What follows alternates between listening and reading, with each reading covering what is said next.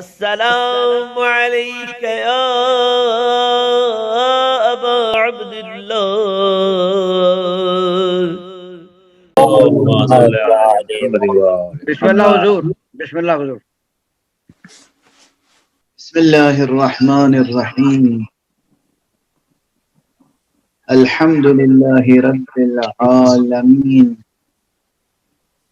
والصلاة والسلام على أشرف الخلائق أجمعين، سيدنا وسيد الأولين والآخرين، حبيبنا وحبيب إله العالمين، إمام المرسلين وخاتم النبيين، أبي القاسم المصطفى اللهم صل على محمد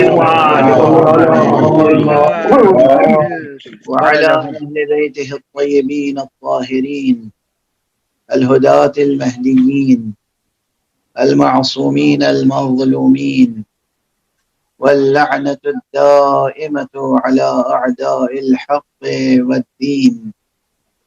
أما بعد، فقد قال الله تعالى عز اسمه في محكم كتابه ومتقن خطابه: بسم الله الرحمن الرحيم. إنا أعطيناك الكوثر فصل لربك وانحر إن شانئك هو الأبتر. صدق الله العلي العظيم. اللهم صل على آل محمد. اب تمام حضرات کی خدمت میں ہدیہ تبریک و تہنیت پیش کرتا ہوں۔ ایک سال رخصت ہو رہا ہے اور شمسی تقویم کے اعتبار سے ایک نیا سال آ رہا ہے۔ ہم اس نئے سال کا استقبال کر رہے ہیں، گویا کہ ہم ماضی اور مستقبل کے اس خط پر کھڑے ہوئے ہیں اس وقت، جو حقیقتاً حال ہے، ایسا حال جو ماضی سے مستقبل کی طرف ہمیں منتقل کر رہا ہے۔ اس موقع پر حالانکہ وقت محدود ہے، لیکن کئی فکر انگیز عنوانات میرے ذہن میں آ رہے ہیں جن پہ گفتگو کی جا سکتی ہے، اور ارباب فکر، اصحاب دین و دانش، اصحاب قول و قلم کی توجہ کو مبذول کیا جا سکتا ہے۔ اس میں سب سے پہلے تو میں حقیقت وقت اور فلسفہ زماں کی طرف توجہ دلاؤں۔ ایک سال گزر رہا، ایک سال آ رہا، یہ ماہ و سال کی تقسیم ظاہر ہے کہ سلسلہ زماں کی تقسیم ہے۔ دنیا کے بہت سے مفکرین و فلاسفہ نے concept of time, nature of time, reality of time, حقیقت وقت، حقیقت زماں، تصور زماں، ان عنوانات پر گفتگویں کی ہیں، مقالے لکھے ہیں، نظمیں لکھی ہیں۔ لیکن ایک عظیم الشان تھیوری جو حضرت میر باقر داماد نے پیش کی تھی، وہ لوگ بھولتے جا رہے ہیں، بلکہ بھول چکے ہیں۔ عالم ہستی میں دو طرح کی چیزیں، ایک وہ ہیں جو ثابت ہیں اور ایک وہ ہیں جو متغیر۔ ایک وہ ہے جو ثابت و برقرار، ایک وہ ہے جس میں مسلسل تبدیلی ہے، تغیر۔ تیسری اور کسی قسم کا تصور نہیں کر سکتے آپ۔ جتنی بھی چیزیں اس کائنات میں یا ثابت یا متغیر، اور اتفاق سے جو چیزیں ہم دیکھ رہے ہیں اپنی آنکھوں سے شب و روز اس عالم فطرت میں، اس نیچرل ورلڈ میں، وہ سب وہ ہیں جو تغیر سے گزرتی رہتی ہیں، شب و روز تغیر، ہر گزرتی ہوئی ساعت میں تغیر، ہر لمحے میں تغیر ہے، ہر ثانیے میں۔ تو دو قسم کی چیزیں ہیں، ایک وہ جو ہم دیکھ رہے ہیں جو تغیر آشنا ہے، تغیر بدامہ ہے، بلکہ آغوش تغیر میں، اور ایک وہ ہے جو ثابت و برقرار۔ اب ان دونوں چیزوں میں تین طرح کے رشتے ہو سکتے ہیں، چوتھے کا کوئی تصور نہیں ہو سکتا۔ ایک رشتہ ثابت اور ثابت کے درمیان، ایک رشتہ متغیر اور متغیر کے درمیان، اور ایک رشتہ متغیر کا اور ثابت کے درمیان۔ ان تینوں رشتوں کے جو ظرف ہیں وہ میر باقر داماد نے تین کلمات میں سے تعبیر کیا ہے۔ ثابت سے ثابت کا رشتہ عالم سرمد میں ہوتا ہے، ثابت کا ثابت سے رشتہ عالم سرمد میں ہوتا ہے، متغیر کا ثابت سے یا ثابت کا متغیر سے رشتہ عالم دہر میں ہوتا ہے، ظرف دہر، اور متغیر کا متغیر سے رشتہ عالم زمان، عالم سرمد، عالم دہر اور عالم زمان۔ واہ، ہم سب عالم زمان میں ہیں اس وقت، اس جسم و جان کے ساتھ ہم سب عالم زمان میں ہیں، لیکن ایک چیز ہمیں حاصل ہے، یہ ایمان کی قوت اگر بڑھتی چلی جائے، ایمان کی طاقت اگر بڑھتی چلی جائے، ایمان اگر ہمارے وجود کا ایک ثابت بعد بن جائے، تو پھر ہمارا رشتہ زمان سے دہر تک قائم ہو جاتا ہے۔ واہ واہ واہ، اور یہ ممکن نہیں ہے کہ جب تک ہم ابن زمان اور ابن وقت بن کر رہیں گے، اس وقت تک یہ حاصل نہیں ہو سکتا رتبہ۔ یہ تبھی حاصل ہو سکتا ہے جب ہم ابو الوقت بننے کی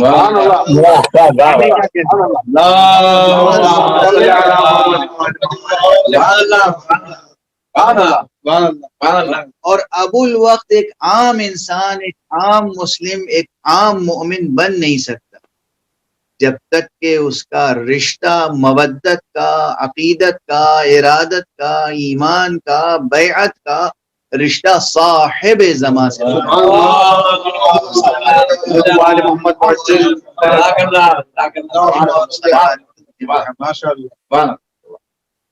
تو اصل رشتہ جو ہے ایمان کا برقرار رہنا اور حضرت صاحب الزمان صلی علی محمد وآل محمد وعجل فرجہم۔ پروردگار آپ تمام حضرات کی توفیقات میں اور اضافہ فرمائے۔ آمین۔ اہل دنیا، جہانیان اہل دنیا اس وقت کس قسم کے جشن کرتے ہیں مسرت کے، لیکن آپ حضرات کو پروردگار عالم نے یہ توفیق خصوصی عطا فرمائی کہ آپ اس نیو ایئرس ایو کے موقع پر آپ اپنے صاحب الزمان کی بارگاہ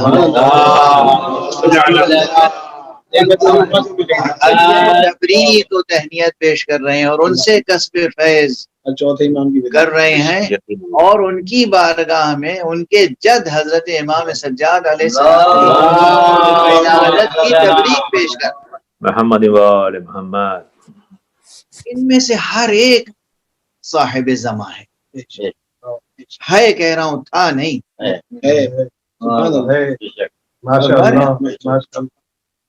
دوسرے انبیاء میں اور ہمارے نبی خاتم میں یہی فرق ہے، وہ نبی تھے، ہمارے نبی ہیں، اور ان ائمہ اطہار علیہم الصلوۃ والسلام میں بھی یہی صفت ہے۔ وہ یہ نہیں کہ امام تھا، امیر المومنین علیہ الصلوۃ والسلام امام اول تھے نہیں، ہیں، شہادت کے باوجود ان کا جسم مبارک و مقدس دفن ہو گیا، اس کے باوجود وہ ہیں امام آج۔ اور امام حسن مجتبی علیہ السلام دوسرے امام، آج بھی امام، امام حسین علیہ السلام تیسرے امام تھے نہیں، آج بھی ہیں۔ بے شک بے شک۔ بس یہ شعور بیدار رہے، تھے نہیں، ان میں سے کوئی تھے نہیں، آج بھی ہیں۔ ضرور حضرت امام زمانہ عجل اللہ تعالی فرجہ الشریف، صلی علی محمد آج وآل ہمارے محمد صاحب وعجل العصر ہیں، فرجهم۔ صاحب الامر ہیں، امام زمانہ ہم انہیں کہتے ہیں، لیکن اس کے یہ معنی نہیں ہے کہ وہ ائمہ اطہار تھے، ان کی امامت کا نہ زمانہ گزرا ہے، اور اس کی ایک فقہی دلیل عرض کر دوں، دلیلیں تو بے شمار ہیں، ایک فقہی دلیل آج کسی بھی حکم شرعی کے سلسلے میں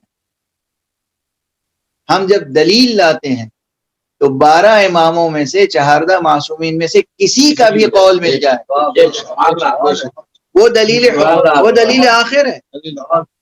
مسئلہ آج کا ہے، اگر قال امیر المومنین اگر مل گیا کوئی قول تو حجت، امام جعفر صادق علیہ السلام کا کوئی قول حجت، ہم اس کی تلاش نہیں کرتے کہ پھر خاص طور پر 12ویں امام ہی کا قول ملے تب فیصلہ ہو، اور ہمارے سبحان اللہ، سبحان اللہ۔ ہر امام ان میں سے ہمارا امام ہے، آج بھی امام ہے، اور ہمارے یہاں تو اس اعتبار سے پھر تہنیت و تبریک پیش کروں گا۔ آپ حضرات کیا توفیق نصیب ہوئی ہے، کیا شعور کی بیداری ہے، کیا ضمیر کی بیداری ہے، کیا اویئرنیس ہے کہ آپ اس وقت جبکہ کیلنڈر چینج ہو رہا ہے آپ تجدید عہد کر رہے ہیں، گویا تجدید بیعت کر رہے ہیں، تجدید ارادت کر رہے ہیں ائمہ اطہار علیہم الصلوۃ والسلام کے تذکرے کے ساتھ اپنے امام وقت عجل اللہ تعالی۔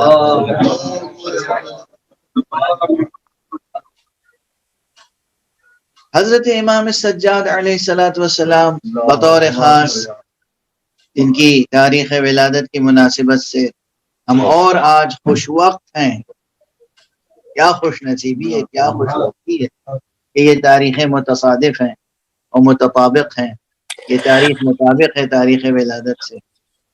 حضرت امام سجاد علیہ الصلوۃ والسلام کا کردار تاریخ اسلام بہت عظیم الشان۔ آپ یہ غور فرمائیں کہ حضور علیہ الصلوۃ والسلام نے نبی خاتم صلی اللہ علیہ صلی وسلم علی محمد وآل محمد وعجل فرجهم۔ جتنے اسلام شناس سچے تربیت فرمائے وہ سب امیر المومنین کے کام، جو سچے اسلام شناس وہ جناب امیر المومنین علیہ الصلوۃ والسلام کے کام، جو امیر المومنین علیہ الصلوۃ والسلام نے تربیت فرمائے اور حضور نے تربیت فرمائے، امام حسن علیہ الصلوۃ والسلام کے کام، اور امام حسین علیہ الصلوۃ والسلام کے عہد تک تقریباً تمام اصحاب پیغمبر کا خاتمہ ہو، اور اس وقت جتنے سچے اسلام شناس تھے وہ سب سمٹ کے آقا کے ساتھ کربلا اور سب قربان۔ اس کے بعد کربلا کے بعد اگر آج تک پورے عالم میں اسلام کا وجود ہے، اسلام اصیل، اسلام ناب، اسلام خالص، صحیح اسلام، الہی اسلام کا وجود ہے تو وہ ریاضت حضرت امام سجاد علیہ السلام کا نتیجہ، واہ واہ، یہ امام سجاد کی تربیت ہے۔ علوم قرآن میں، علوم ختم نبوت میں، معارف اہل بیت میں، معارف توحید میں، معارف آخرت میں، حقیقی دین شناسی، حقیقی اسلام شناسی، اس کی تربیت امام سجاد علیہ السلام نے فرمائی پہلے۔ اور اسی لیے میں ایک کرسچن رائٹر کا حوالہ دے دوں کہ اس نے مختصر سا تذکرہ ہمارے امام سجاد علیہ السلام کا لکھا ہے، مگر اس میں لفظ کیا استعمال کیا؟ المؤسس الثانی لمدرسۃ الاسلام، یہ وہ ہیں جو مدرسہ اسلام کے مؤسس دوم ہیں۔ واہ، مؤسس اول تو خود رسول اللہ یا امیر المومنین علیہ السلام۔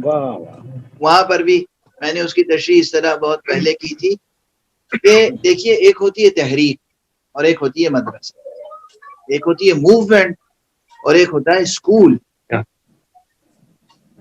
موومنٹ شروع ہوتی ہے کبھی کبھی لیکن وہ اسکول نہیں بن پاتی تو ختم ہو جاتی، وہی تحریک باقی رہتی ہے جس تحریک کے نتیجے میں کوئی مدرسہ وجود میں آ جائے۔ رسول اللہ صلی اللہ علیہ وسلم نے صلی علی محمد و آل تحریک شروع کی تھی جس کا نام تھا اسلام.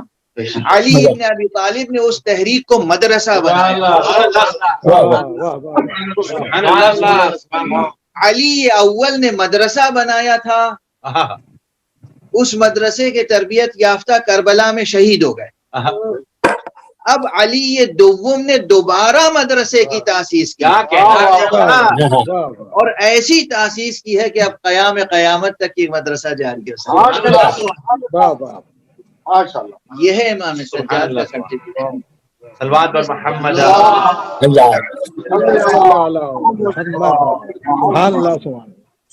اب یہ ہمارے شعراء ادباء و ذاکرین و خطباء کی ایک کمزوری رہی ہے کہ وہ زیادہ تر امام کو بیمار امام، یعنی یہ گویا کہ اور چند ساعتوں کی بیماری تھی، وہ بھی حکمت الہی و مصلحت الہیہ. ورنہ آقا کی پوری ایسی بھر تھی کہ آپ غمزدہ رہے، اشک بار نہیں آپ کی آنکھیں، دل پہ صدمے رہے، لیکن ایسی بھرپور زندگی گزاری کہ اس کی مثال دوسری کوئی نہیں. کیوں؟ دوسروں نے اگر بھرپور زندگی بسر کی ہے تو اتنے مصائب نہیں برداشت کیے تھے. اتنے مصائب برداشت کرنے کے بعد ایسی بھرپور زندگی گزارنا کہ قیامت تک کے لیے مدرسہ اسلام کو زندگی دے دے. یہ جناب سید سجاد علیہ السلام کا کارنامہ ہے، آپ کی ریاضت ہے، آپ کی عطا ہے. میں نے تبرکن و تیمنن سورہ مبارکہ کوثر کی تلاوت کی. کیوں؟ قرآن مجید کا یہ چھوٹا سا سورہ بہت عظیم الشان، ظاہر میں جتنا مختصر ہے، اپنے مضمون کے اعتبار سے، اپنے معانی اور مطالب کے اعتبار سے اتنا ہی عمیق، اتنا ہی گہرا اور اتنا ہی عظیم الشان اور رفیع المرتبہ. اس میں بظاہر کہیں وقت یا زمان کا کلمہ نہیں آیا، مگر اب یہ فلسفیکل اور لٹریری دونوں اویئرنیس کی بات ہے، دونوں طرح سے بیدار رہنے کی بات ہے کہ صرف ایک لفظ الکوثر اگر اس کا مطالعہ کرے انسان دقیق، عمیق، علمی، فکری، ممکن نہیں ہے کہ فلسفہ وقت پر غور نہ کرے. کیونکہ فلسفہ زمان یا فلسفہ وقت کا تعلق ہی عالم کثرت سے ہے. کیا نکتہ ہے. عالم وحدت تو عالم سرمد ہے. عالم وحدت عالم سرمد ہے. کثرت کا جب بھی ذکر کہیں آئے گا، قدم آئے گا، زمان کا قدم آ جائے گا. تغیر بھی عالم کثرت سے تغیر بھی عالم کثرت سے وابستہ. تو زمانے پر غور کرنا ہو تو لفظ کوثر پہ غور کریں گے، اور پھر ظاہر ہے کہ اس عالم کثرت میں اتنی نعمتیں ہمیں حق سبحانہ و تعالیٰ کی طرف سے ملی ہیں بطفیل حضرت مصطفیٰ صلی اللہ علیہ اہل بیت مصطفیٰ علیہ السلام.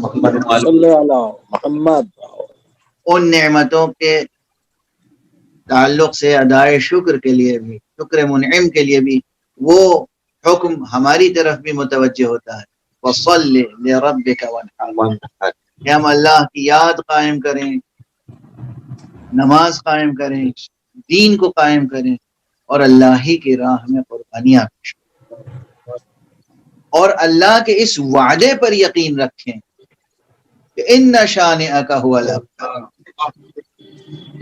یہ وعدہ براہ راست مصطفیٰ کی طرف ہے متوجہ، لیکن جو بھی دامن مصطفیٰ سے وابستہ ہو جائے وہ یقین رکھے کہ اس کے لیے بھی یہی ہے حکم، اس کے لیے بھی یہی ہے امر الہی، قضاء و قدر الہی، کہ جو دامان مصطفیٰ و عطرت مصطفیٰ سے وابستہ ہو جائے خود اس کو بھی یہ اعزاز ملتا ہے کہ ان شانئک هو الابتر، اس کا دشمن بے نام و نشان ہو کر رہے گا، وہ سرفراز ہو کر رہے گا. مومن کے لیے سرفراز، مسلم جو حقیقی معنی میں مسلم ہے اس کے لیے سرفرازی بقا ہے، ابدیت۔ بس آخری جملہ کہہ دیجیے، جو شخص بھی توحید حق صمدی سے وابستہ ہے حقیقت، دامن ختم نبوت سے وابستہ ہے حقیقت، ولایت اہل بیت علیہم الصلوۃ والسلام سے وابستہ ہے حقیقت، ہم میں سے عام انسانوں میں سے اگرچہ ہم ازلی نہیں ہیں مگر ابدی ہیں۔ ازلی نہیں ہیں ہم کیونکہ ہمیشہ سے نہیں ہیں، حادث ہیں، مخلوق ہیں، حادث ہے مخلوق، مگر اس کا کرم ہمیں ابدیت ابد ہمارے ساتھ ہے، اور چونکہ ابد ہمارے ساتھ ہے تو ماضی چاہے ہمارا جیسا بھی رہا ہو، مستقبل یقین رکھیے کہ روشن ہے۔ سبحان اللہ۔ اور اس لیے اس وقت میں ذکر ائمہ معصومین علیہم الصلوۃ والسلام کے توسل سے اور ان کے طفیل میں نئے سال کی آمد پر یہی بشارت دے رہا ہوں، دنیا پہ جو بھی بلائیں آ رہی ہوں، جو بھی وبائیں آ رہی ہوں، جو بھی مصیبتیں آ رہی ہوں، اہل ایمان اور اہل مودت کے لیے مستقبل روشن ہے، روشن ہے۔ السلام علیکم۔